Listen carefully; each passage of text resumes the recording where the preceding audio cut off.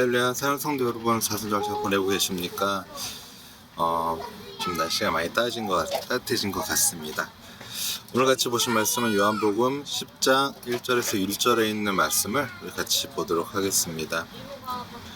내가 진실로 진실로 너희에게 이르노니 문을 통하여 양의 무리에 들어가지 아니하고 다른 데로 넘어가는 자는 절도며 광도며 문으로 들어가는 이는 양의 목자라. 문지기는 그를 위하여 문을 열고 양은 그의 음성을 듣나니 그가 자기 양의 이름을 각각 불러 인도하여 내느니라. 자기 양을 다 내놓은 후에 앞서가면 양들이 그 양 음성을 아는 고로 따라오되 타인의 음성은 알지 못하는 고로 타인을 따르지 아니하고 도리어 도망하느니라. 예수께서 이 비유로 그들에게 말하였으나 그들은 그가 하신 말씀이 무엇인지 알지 못하니라. 아멘. 오늘 말씀은 주인을 알아보는 양이라는 제목으로 같이 말씀을 나누어 볼까 합니다. 예전 설교를 들을 때면 양에 관한 설명으로 양은 시력이 좋지 못하고 눈앞에 뭐가 보이면 졸졸 따라다닌다는 설교의 이야기를 많이 들었습니다. 또 양은 착하고 염소는 못되다는 이야기로 많이 들었던 것 같습니다.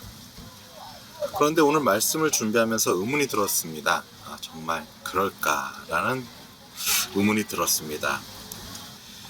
당연히 제가 알던 양에 대한 내용과 사뭇 다른 것들을 알게 되었습니다. 일단 양의 형태도 우리가 아는 양들과는 모양이 많이 다른 것 같습니다. 우리가 아는 양보다는 사냥과 더 비슷한 모습이었습니다. 당시에는 무플론이라고 하는 야생양이 가축화되었던 품종을 키웠던 것으로 보입니다. 또한 이 양의 특징이 시력이 좋다는 것입니다.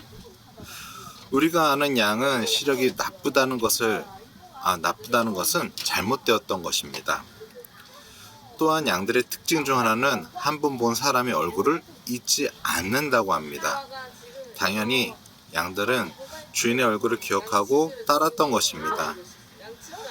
우리가 아는 양의 시력이 나빴던 이유는 아마 양이 가축화되면서 개량되다 보니까 벌어진 것 같습니다. 또한 양은 둥글둥글하게 생겨서 착할 것 같지만 사실은 고집불통의 성격도 못된 녀석들입니다.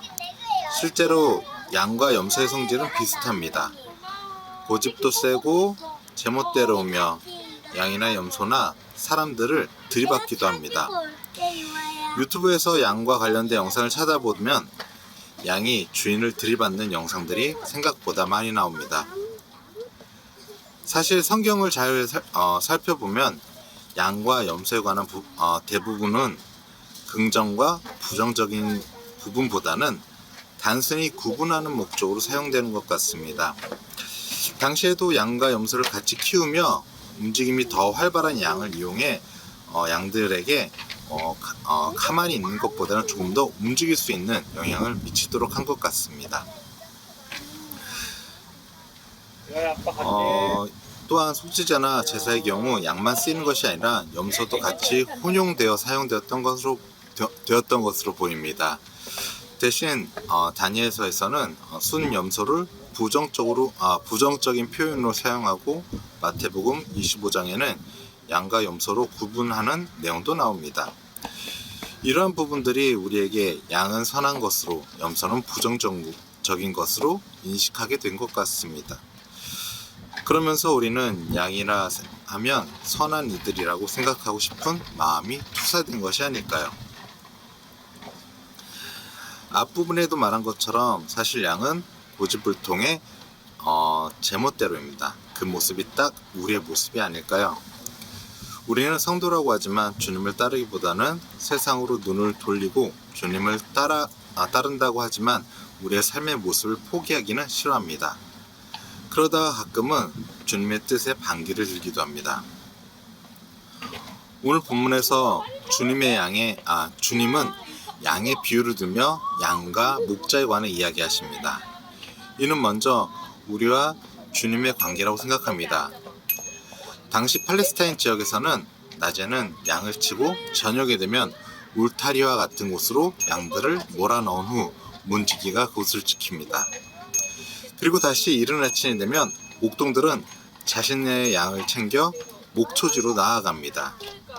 그때 양들은 자신의 주인을 알아보고 따라가게 됩니다. 양들은 정확히 자신의 목동을 인식합니다. 목소리뿐만 아니라 목동의 생기새도 잘 기억합니다. 그렇다면 우리는 양으로 살고 있을까요? 그리고 우리의 목자는 누구인가요? 위에 말씀드린 것처럼 목동들은 밤이 되면 양들을 울타리로 데려옵니다. 그러면 양들이 섞이게 됩니다. 하지만 자신의 목자가 누구인지 아는 양들은 자신의 목동을 따라 나아가게 됩니다.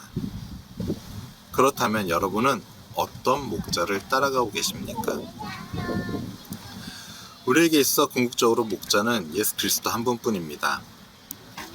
그분이 나의 목자라면 그분이 가신 길을 우리는 따라가야 합니다. 우리는 나를 이끌고 가는 목자에게만 관심을 두기도 합니다. 찬송가 570장에 보면 이러한 가사가 있습니다. 주는 나를 기르시는 목자요, 나는 주님의 귀한 어린 양. 푸른 불밭 맑은 시냇물가로 나를 늘 인도하여 주신다. 주님은 목자가 되셔서 나를 인도하여 주십니다. 그리고 우리를 쉴만한 물가로 인도하여 주십니다. 그런데 내가 따르고 있는 목자가 예수가 맞나요? 내가 따르고 있는 것이 정말 예수님이 맞나요? 우리는 이런 것들에 관해 돌아보아야 할 것입니다. 주님은 나의 선한 목자이십니다. 그런데 알고 보니 내가 따르던 목자가 주님이 아니라면 이것은 시작부터 잘못된 것일 수도 있습니다. 사실 내가 따르던 것이 나 자신일 수도 있고 또는 세상을 목자로 생각하며 따르는 것일 수도 있습니다. 돈과 명예가 나의 목자가 되어 나의 삶의 목적이 세상의 성공과 명예를 쫓고 있는 것은 아닌가요? 오늘 말씀을 준비하다가 잠시 김동호 목사님이 말씀하신 것을 들었습니다. 내용은 왜 이단과 병든 교회 성도가 끊이지 않을까라는 내용이었습니다. 그러면서 내 신앙과 출석하고 있는 교회에 관해 고민하게 되었습니다. 우리가 출석하고 있는 교회를 바라볼 때 하향 평준화시키고 있는 것은 아닐까?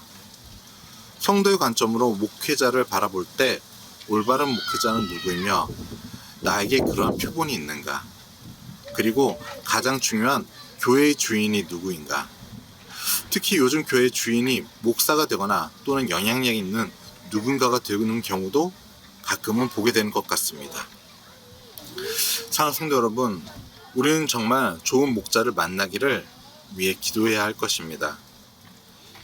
예수 그리스도를 나의 목자로 생각하는 것은 당연한 것이고 또 내가 속한 교회의 사역자를 위해 기도하고 내가 속한 교회가 그러한 교회가 되기 위해 우리는 노력해야 될 것입니다. 사랑하는 성도 여러분, 여러분의 목자는 누구신가요? 예수님인가요? 아니면 세상의 가치와 내 가치관인가요? 나의 목자 되시는 예수 그리스도를 온전히 따라가시는 여러분이 되시기를 간절히 바라고 바랍니다. 내가 속한 교회, 정말 좋은 교회가 되게 우리는 노력해야 될 것입니다. 그것은 먼저 주님이 우리를 인도하심 따라 따라가는 것이고 다음으로는 정말 우리 교회가 하나님의 보시기에 합당한 교회가 되게 그렇게 우리가 함께 노력해야 될 것입니다. 기도하겠습니다. 사랑하는 하나님, 세상에 많은 교회가 있습니다. 그리고 내가 속해 있는 교회 또한 있습니다. 주님, 그 교회가 정말 주님을 따라가는 교회가 되게 하여 주시옵소서. 세상에 많은 이들이 있지만 우리가 따르는 목자가 예수 그리스도 한 분이기를 원합니다. 정말 교회 목사나 아니면 세상의 어떠한 것들이 그것들을 대신하지 않게 하여 주시옵시고 주님께서 나의 온전한 목자로서 우리가 주님을 따라가게 하여 주시옵소서. 주님은 나를 이끄시는 목자시고 내가 주님을 온전히 따라갔을 때 내 종착지가 온전한 곳일 것임을 믿습니다. 정말 내가 세상의 것을 바라보거나 세상의 부귀영화를 바라보는 것이 아니라 정말 주님만이 주시는 그 은혜를 갈구하고 그것으로 인하여 풍성함을 누리는 주의 성도로 살아가게 하여 주옵소서. 오늘도 내일도 오직 주님만을 따라가며 나아가기 원합니다. 주여 함께하여 주옵소서. 감사드리며 우리 주 예수 그리스도의 이름으로 기도드립니다. 아멘. 사랑하는 성도 여러분, 우리는 주를 따라가는 양들입니다. 우리가 우리의 목자를 잃어버리지 않는 그 은혜를 누리시는 여러분들이 되시기를 간절히 바라고 바랍니다.